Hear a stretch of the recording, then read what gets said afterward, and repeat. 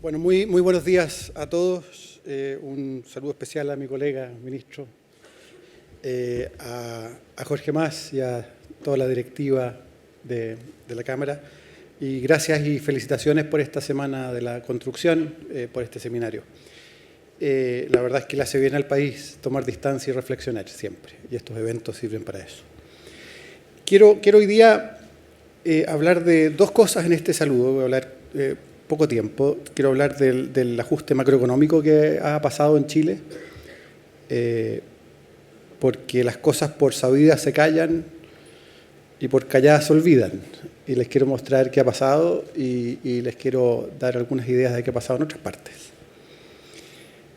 Y quiero hablar algo del apoyo o del protagonismo, quiero decir, del Estado en el mundo de la inversión en infraestructura, porque también es algo que creo que vale la pena poner en perspectiva. Antes de eso, déjenme, aprovechando que está aquí Xavier Sale Martín, decirles qué pienso yo de crecimiento, qué pienso yo del rol de la infraestructura en crecimiento. Y cuando uno piensa en crecimiento, la verdad, se vienen muchas cosas a la mente, ¿no? Yo tenía un profesor que murió ya, Rudy Dornbush, que en su último libro habló que los países crecían básicamente por tres cosas. Decía primero, y voy a ir diciéndole las palabras en inglés porque tienen su gracia, sound money, básicamente tener cuidado con la política macroeconómica. El segundo tema, él decía que había que tener free markets, que los mercados funcionaran. Y lo tercero, a bit of luck, voy a tener suerte en el asunto. Y yo creo que estaba bastante cercano, es quizás una lista un poco corta, yo quiero hacer mi propia lista. Y Xavier después les podrá decir cuál es su propia lista de cómo se llega a crecer. Creo, a pie juntilla, que la macroeconomía ordenada es una condición necesaria. No es suficiente, pero una macroeconomía desordenada echa por tierra cualquier posibilidad de crecer. Lo segundo que yo creo firmemente, y creo que cada vez más hay evidencia de esto, que la apertura comercial de los países ayuda. Que estar integrado al mundo es algo que hace que la competencia funcione mejor. En tercer lugar, capital humano.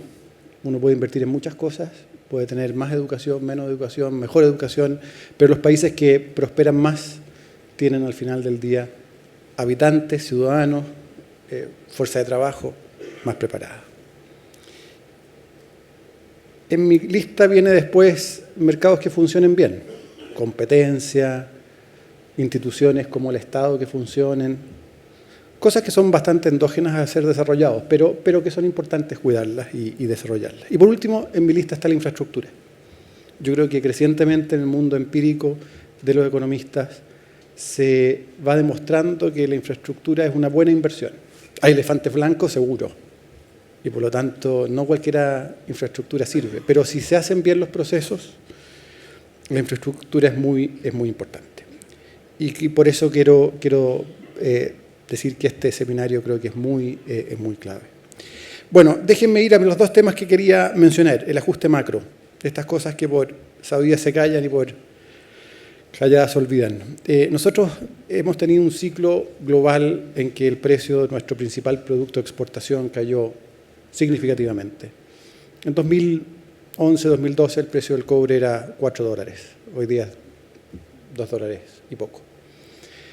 ¿Y qué tiene que pasar en una economía para tener incentivos para que la economía se adapte a esta nueva realidad? Bueno, algunos precios claves de la economía tienen que moverse. Y el precio más importante es el tipo de cambio.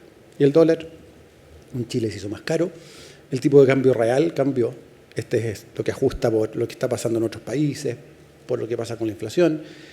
Este es un cambio crucial para que los sectores productivos hagan otras cosas, no las mismas que hacían antes, y para que los consumidores consuman otras cosas, no las mismas que consumían antes. Y eso se ha logrado bajo un orden inflacionario muy relevante, en que a pesar de una depreciación fuerte del tipo de cambio, que en unos pocos años pasó de 450 pesos y ha fluctuado en torno a 700 pesos, tuvimos una inflación ordenada y expectativas de inflación, sobre todo, de mediano plazo, muy ancladas. En otros países de la región ha habido ajustes cambiarios, pero lamentablemente las expectativas de inflación y la propia inflación se han levantado mucho más de lo que al menos a las autoridades les gustaría.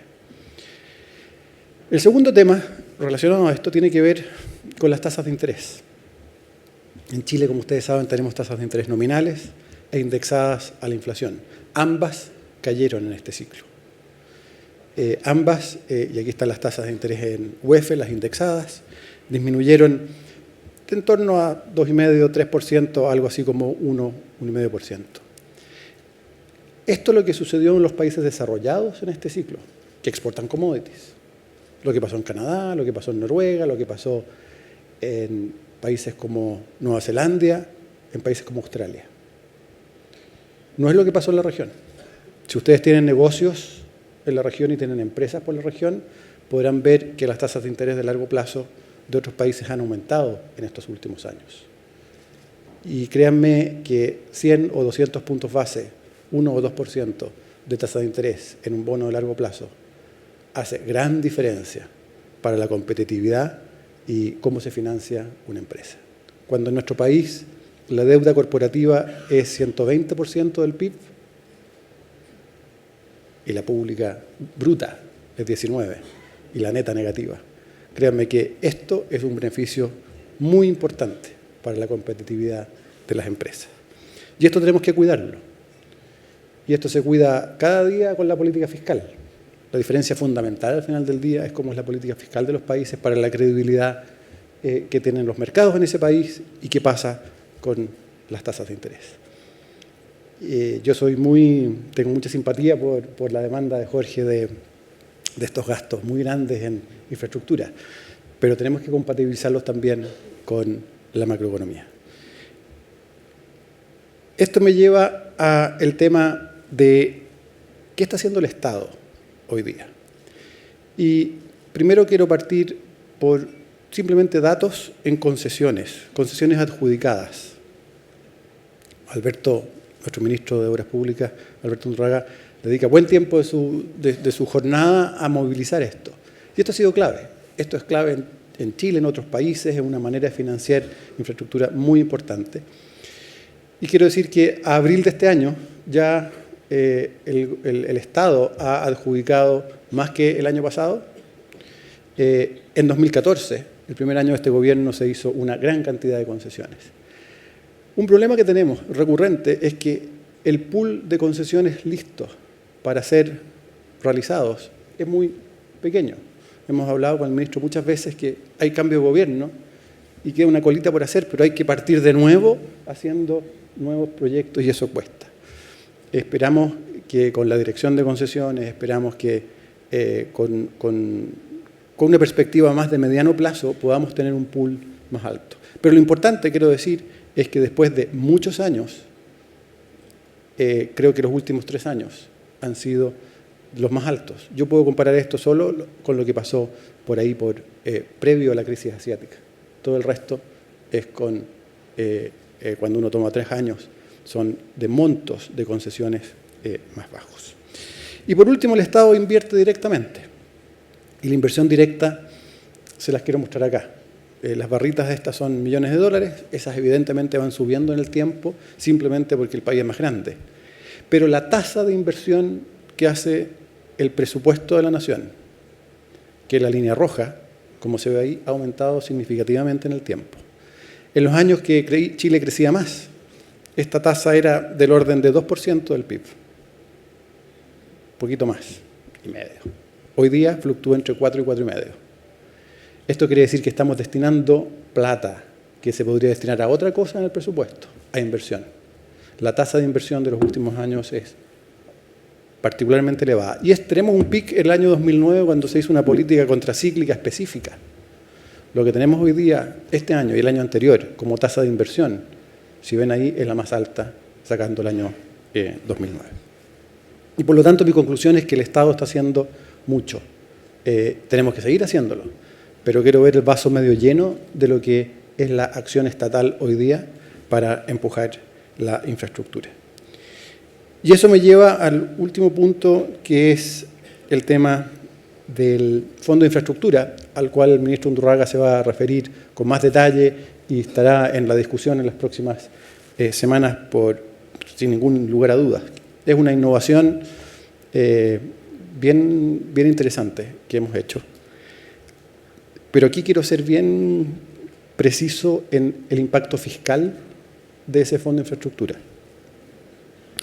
Porque es muy importante para que esto funcione, que tengamos las cuentas claras. Este viejo dicho, cuentas claras conservan la amistad.